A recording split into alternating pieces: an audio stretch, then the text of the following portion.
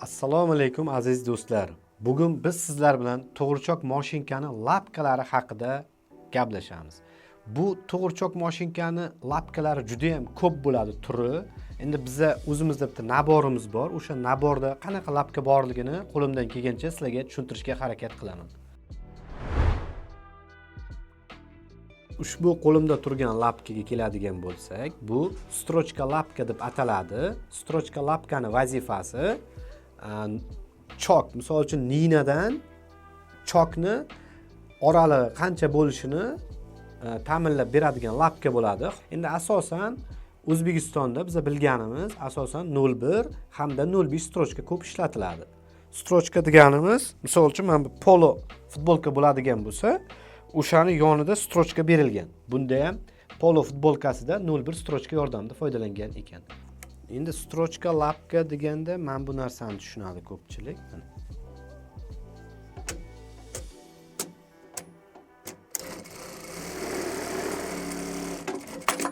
02 strochka lapka degani xuddi mana shunaqa. Ninadan chokdan bu yog'i 2 mm degan 02 deyiladi. Navbatdagi lapkamiz o'sha strochka lapkani universal varianti bo'ladi. Xohlasangiz 02 strochkasi bor, xohlasangiz 01 strochkasi bor, xohlasangiz 1 sm. Ushbu bitta lapka yordamida 3 ta lapkani vazifasini bajarishingiz mumkin. Endigi lapkamiz mana hozir 02 strochka. Keyingisi mana shunaqa texnik nosozliklar ham bo'lib turadi. Balkim texnik nosozlik emasdir, chunki iplarimiz juda ham eskirib ketgan iplar. Xo'p, endi 05 strochkani ko'ramiz. Bu shu zo'r ekanligi ishlashi. Endi 1 sm.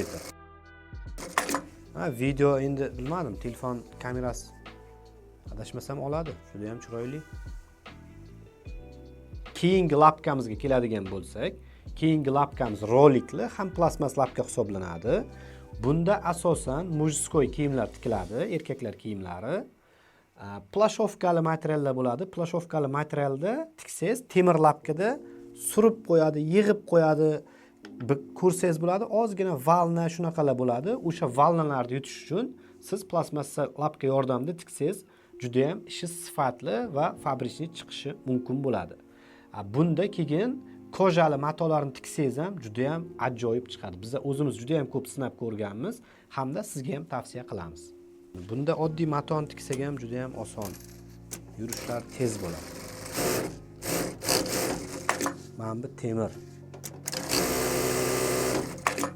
Endi bizda xuddi mana shunaqangi lapka alishtirish uchun moslamamiz bor. Buni hozir qanaqa qo'yilishini birma-bir ko'rsatib beraman. Endi sizda lapka ko'p bo'lgandan keyin buni alishtirish kerak bo'ladi. Alishtirishimiz uchun bizga mana shunaqangi nasatka kerak bo'ladi. Bu nasatkani qo'yishimiz uchun birinchi o'chirda mana boltchasini o'tkazib olasiz. Xuddi mana shu holatda qo'yiladi. Prujinasi bo'ladi. O'sha prujina qo'yiladi. 4-chi ketma-ketligimiz bo'lsa, o'zini orqadan buroladigan boltchasi bo'ladi. Bo'ldi, mana shu holatda tayyor bo'ladi. Tayyor bo'lgandan keyin juda ham oson va tez lapka almashtirish mumkin bo'ladi. Ko'rsangiz bo'ladi. Keyingi lapkamizga keladigan bo'lsak, bu lapkamiz secret zamok lapka deyiladi. Bu yangichasi chiqqan.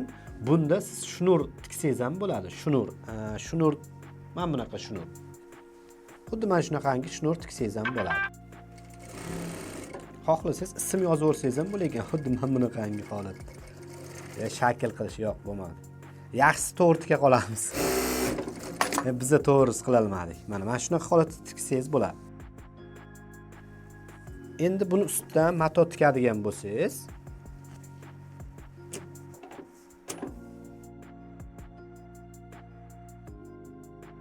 buni qarang, hozir shunaqa narsa qilib beraman hozir sizga.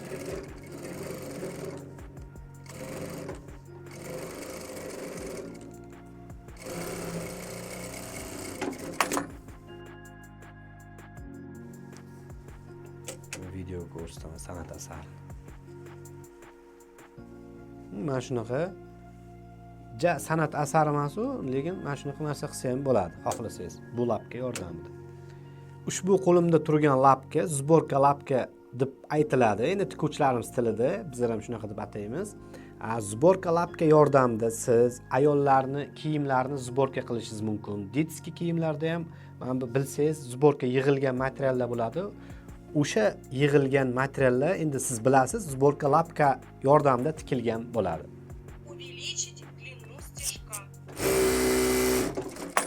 Ko'rsangiz bo'ladi, ma'lum miqdorda sborka yig'di-yu, lekin juda ham kam. Endi buni ko'paytirishimiz uchun orqa boltchasini buraymiz. Mana ko'rsangiz bo'ladi, sborkasi juda ham ko'paydi.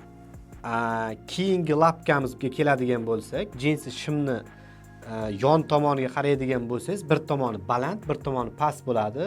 O'sha jinsi shimni lapkasi hisoblanadi. Endi kimdir buni chim lapka deb ataydi. Mana shunaqa holatda tikadi. Buni strochkasi juda ham ninani yonida, pashti bir 0,5 millimetrli beradi shunaqa. Endi jins shimlarga foydalanadi asosan. Keyingi lapkamizga keladigan bo'lsak, bunda o'zini misol uchun siz ko'ylakni tagini qaytarmoqchi bo'lsangiz, buni o'zini nasatkasi bo'ladi. Siz ko'ylakning tagini bir xil qilib qaytarsangiz bo'ladi. Misol uchun deylik, ko'ylakning tagi qaytgan joyi 4 mm bo'ladigan bo'lsa, xohlasangiz 4 mm ga, xohlasangiz 5 mm gacha sozlasangiz bo'ladi. Siz o'zingiz qilsangiz bo'ladi. Juda ham sifatli, chiroyli chiqadi. Navbatdagi lapkamizga keladigan bo'lsak, bu zamok tikish uchun lapka bo'ladi. Chap tomon lapka hisoblanadi. Bundan tikuvchilarimiz zamok tikish uchun foydalanadi. Bu lapkamiz nina, misol uchun siz mashinkada o'tirgan holatda nina o'ng tomonda turadigan bo'lsa, o'ng tomon zamok lapka hisoblanadi. Nina chap tomonda turadigan bo'lsa, chap tomon zamok lapka hisoblanadi. Siz o'tirgan tomondan bu hisoblanadi.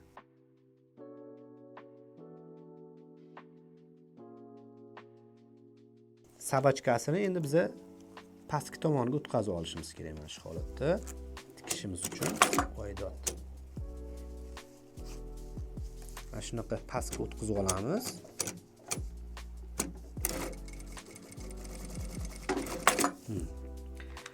Keyingi lapkamizga keladigan bo'lsak, buni endi tikuvchilarimiz o'zlarining tilida universal lapka deyishadi. Bu lapka yordamida siz oddiy to'g'richoqda tikadigan istalgan turdagi kojali mato, plashovkali mato tiksangiz bo'ladi. Sababi plastmassa bo'ladi. Birinchisi shunaqa, ikkinchisi ham o'ng tomon, ham chap tomon zamok lapka qilib ishlatsangiz ham bo'ladi. Bunda eng yaxshi tomoni, sizda misol uchun material tukli bo'ladigan bo'lsa ham surilib ketmaydi. Tikuvchilarimiz juda ham yaxshi biladi. Tukli matoda ishlaganda surilib ketadi yoki bo'lmasam zamok mana bunaqa bo'lib, valna bo'lib ketadi. O'sha valnalarni oldini oladigan universalniy zamok lapka hisoblanadi. Ham zamok lapka, ham oddiy strochka lapka hisoblanadi.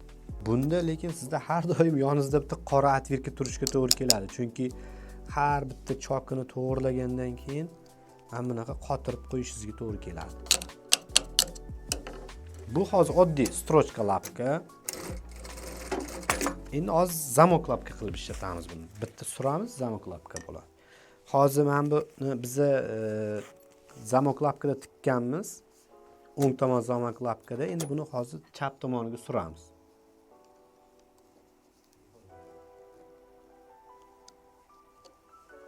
Mana hozir chap tomoniga surganmiz.